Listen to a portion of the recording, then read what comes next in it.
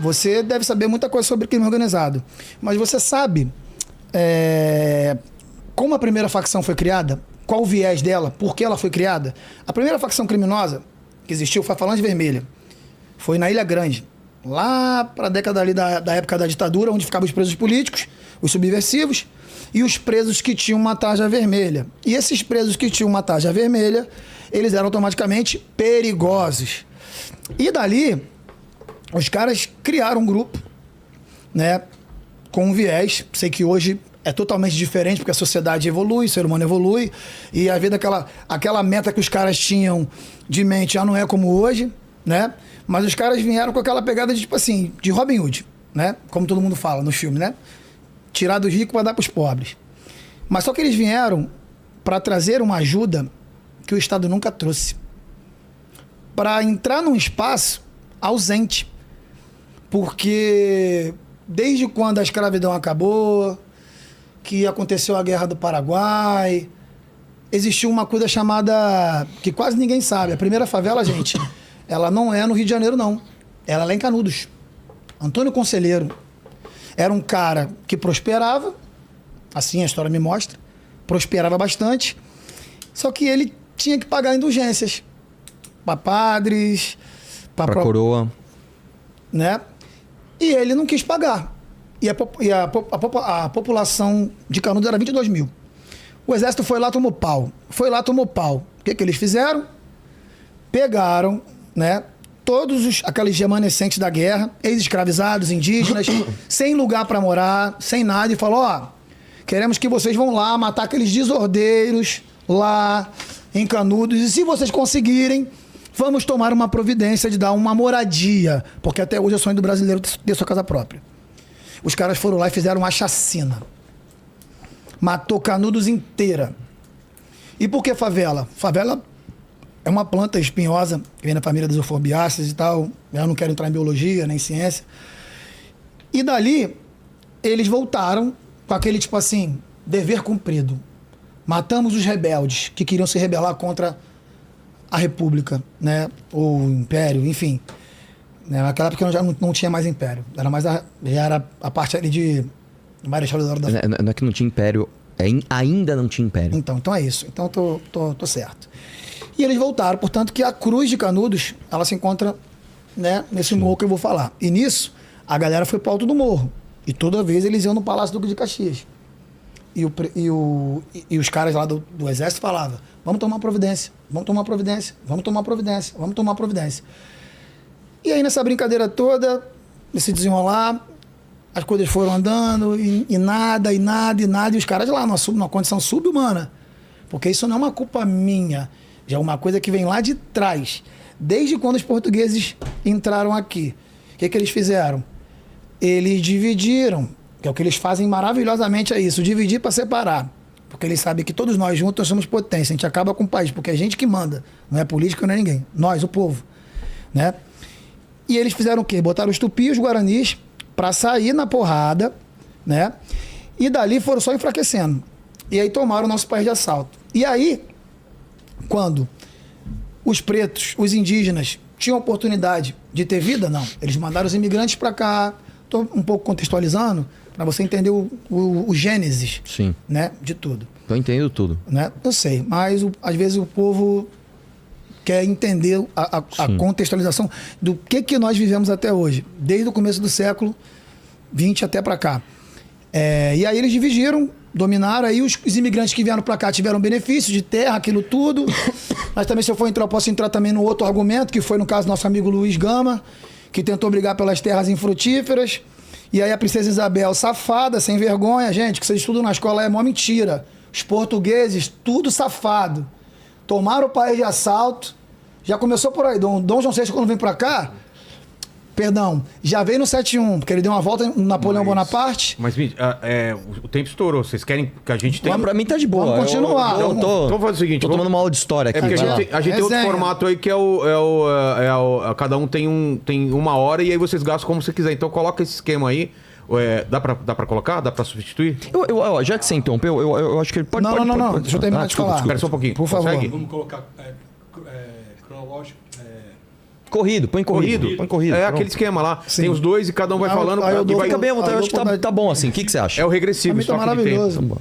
50. É 60, pode ser. Bom, vambora. E a galera queria, né, cara, a terrazinha frutífera pra dar pro povo preto. E a princesa Isabel, junto com a rapaziada, falou: não, vamos assinar aqui, porque, poxa, se eles conseguirem, os abolicionistas conseguirem as terras, vai dar ruim. Então libera eles, sem voto, sem comida, sem roupa, sem nada.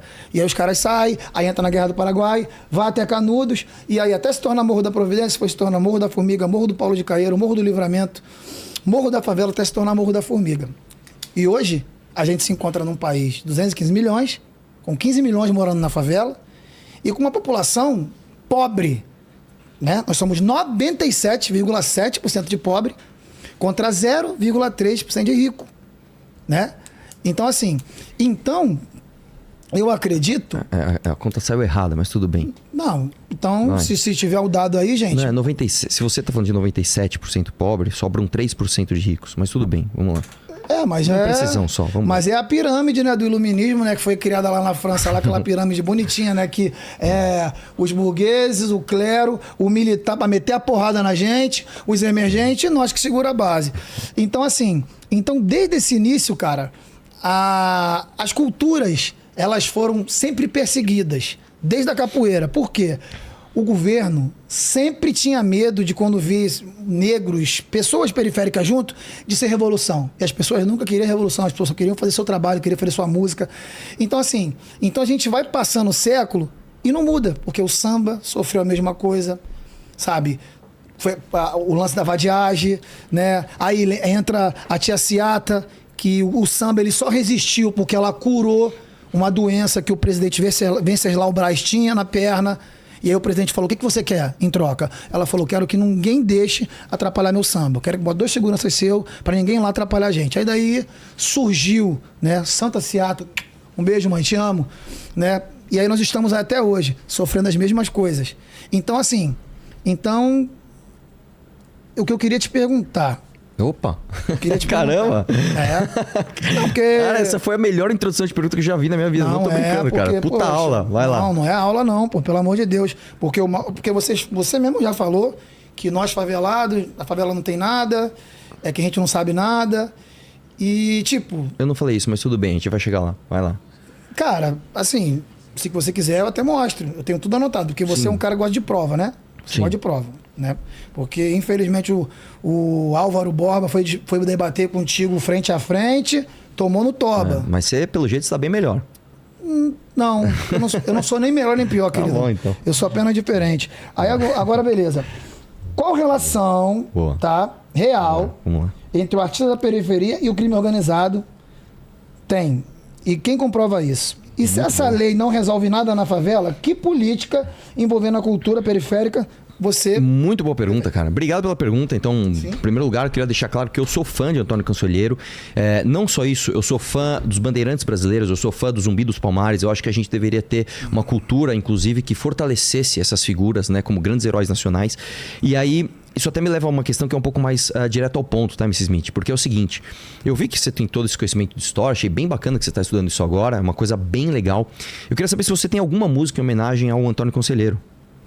Não, mas você tem uma música aqui Sabe que é o por que seguinte... eu não tenho... Calma. Não, deixa eu falar. Sabe por que eu não tenho música em homenagem ao Antônio Conselheiro? Porque eu só vim aprender agora. Ótimo, porque, legal. infelizmente, a Legal. escola que eu estudei pública Sim. tinha um ensino engessado. Ótimo. E é um ensino engessado que eles não dão capacidade de discernimento pro brasileiro entender. Fala assim, Cara, gostei da sua autocrítica, aqui, ó, cara. o Ministério da Educação... Gostei da sua autocrítica, porque é o seguinte, Smith, eu acho que vamos você lá. vai ter que concordar comigo. O Ministério da Educação, ele coloca a bosta do ensino que só ensina o básico.